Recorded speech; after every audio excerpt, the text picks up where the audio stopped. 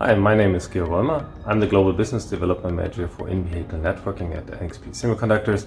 I'd like to demonstrate you today with this small demonstrator a CAN network of 4 CAN nodes to demonstrate the hardware-based security features without cryptography of our secure CAN transceiver concept developed by NXP. Before showing the demonstrator in action, allow me to quickly point out the key principles of the secure CAN transceiver concept. First of all, we have an on-the-fly CAN ID hardware-based filter which enables us to install a pass list for all outgoing messages based on the CAN ID to prevent spoofing of the local host on the transmit path. And secondly, it provides a block list which enables us to police our own CAN IDs on the bus to prevent spoofing of our own CAN IDs from somebody else. Secondly, we have a leaky bucket for flooding prevention in place, which enables us to restrict the bus access of the local host to the maximum assigned bus load to prevent unintentional or intentional flooding. And thirdly, we have an integrated CAN controller, which enforces CAN compliant access to the CAN bus to prevent tamper attacks by the local host and identifies tamper attacks on our sent messages, policing the error passive state. In case of a rule set violation by the host, it prevents further access to the bus by blocking the TX line, the so-called secure mode, and helps with that to limit immediately further impact to the bus and support for malicious sender identification. And finally, it invalidates any detected spoofing or tamper attack on our configured CAN IDs by message invalidation with an error frame to have immediate intrusion containment in place. So on the demonstrator, regular and legitimate CAN communication is indicated with the green running lights. The first scenario demonstrates now the spoofing protection of the secure CAN transceiver of the compromised node Mallory. Legitimate communication, as already said, is indicated by the green lights. Once Mallory tries to send an unauthorized CAN ID which is not configured on its transmission pass list, the secure CAN transceiver issues an error frame to invalidate the outgoing data, which is then indicated by the blue lights, and enters the secure mode for the configured timeout period of 2 seconds.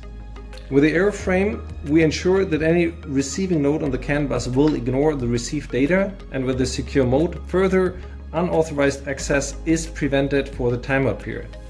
With that, we have a hardware-based firewall implemented on the transmit pass, which allows only legitimate CAN IDs to pass. Therefore, it also demonstrates immediate containment of the identified hack by the invalidation of the sent data, and with a temporary bus off mode for the local node, preventing further disturbance of the other nodes. The 2-second bus off state of Mallory, indicated here with the length of the red light, can robustly be detected by the monitoring node Bob, waiting for any regular alive messages sent, for instance, every 200 milliseconds from Mallory, and therefore is able to identify the malicious sender, in this case Mallory. In the second scenario, we're demonstrating the spoofing protection on the receive path by the secure CAN transceiver on the node Alice. In this scenario, the compromised hacker node Eve is trying to spoof a protected CAN ID from Alice, indicated by the red lights. The number of attempts are shown on Eve and measured and counted. The block list of Alice identifies the own CAN ID on the bus while not sent to the local host, and therefore invalidates the message with an error frame, which is indicated now with the blue light. Alice will continue to transmit error frames as necessary until Eve is forced to enter bus off state without affecting the other nodes on the CAN bus.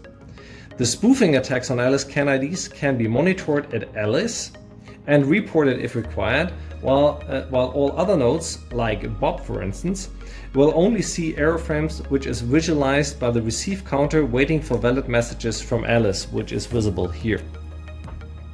By having the block list in place, we can assure that no one else on the CAN bus can use the protected CAN IDs from Alice. And therefore, together with the pass list behavior on the secure CAN transceiver, This offers authentication of the CAN communication without cryptography, purely hardware-based. In the last scenario, Mallory's secure CAN transceiver is demonstrating the flooding protection of the transmit path. So here we have again the secure CAN transceiver, and Mallory right now is trying to flood the bus. Select it here. And you see here right now, in this scenario, Mallory is trying to flood the bus with her 100% bus load. Due to the pass list, this kind of attempt is anyway already restricted by the secure CAN transceiver to the configured CAN IDs, which is indicated by the green lights. But when Mallory tries to access and flood the bus with allowed CAN IDs beyond the allowed and configured bus load limit, the secure CAN transceiver will block the access via the secure mode indicated by the red lights, which you will now see, and prevent further blocking of the remaining CAN communication. So during the flooding, none of the others will be able to communicate. So by having the flooding protection in place, we can ensure that even if flooding by the local host happens, intentionally or even unintentionally, it can be prevented by the secure CAN transceiver. And this is something where neither any software implementation on the host nor any cryptographic measure will help. Due to the secure mode and bus off state of Mallory in this case, Bob, as the monitoring system, is able to detect the absence of Mallory and therefore is able to identify it as the malicious sender node. So in a short summary, with the secure CAN transceiver in place, we're able to authenticate local communication without cryptography. In contrary to any cryptographic measure, the secure CAN transceiver does not need higher bandwidth, secure keys, processing, and is not adding additional delays. It offers unique flooding prevention and robust fact-based support for the UNECE mandated IDPS systems, even able to support to identify the malicious sender in CAN networks. And finally, due to the hardware implementation, the secure CAN transceiver concept is fully software agnostic, but complementary to any kind of security software schemes and independent of the host controller. Thanks for listening.